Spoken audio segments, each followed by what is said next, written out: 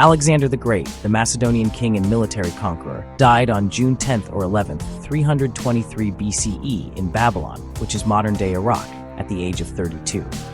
The exact cause of his death remains a topic of historical debate.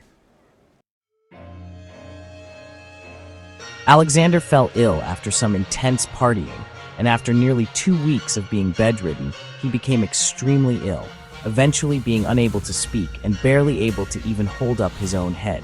Theories surrounding his death ranged from poison to various illnesses that were prevalent in the region.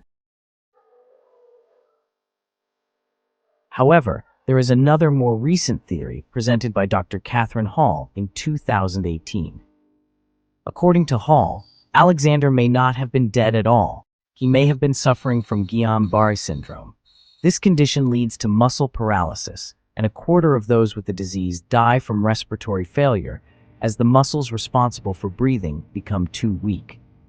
According to this new theory, Alexander's weak, shallow breath was mistaken by ancient physicians for no breath at all. One of the key pieces of evidence for this are the contemporary reports of Alexander's body post-mortem.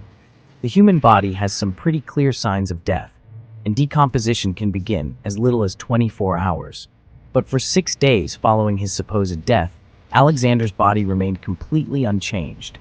At the time, this was taken as evidence that he was in fact a god. But if Hall is correct, then the lack of decomposition is because he was still alive and aware the entire time.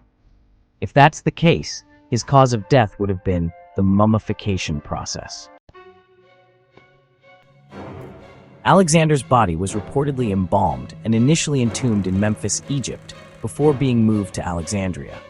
The exact location of his tomb remains unknown. Alexander's untimely death marked the end of his empire's unity, but solidified his legacy as one of history's greatest military leaders and visionaries. Subscribe for more content like this.